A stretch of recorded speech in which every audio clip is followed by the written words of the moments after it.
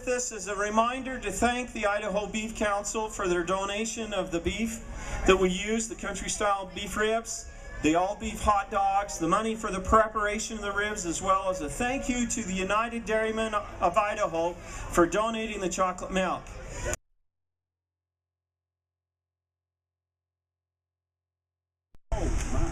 This is a picture from the Persimmon Valley, looking back at the Lost River Range. 7 of the 9 tallest mountains in Idaho are in that range, over 12,000 feet in elevation. So I hope you will enjoy that. That's a beautiful shot framed for you to enjoy. That is beautiful.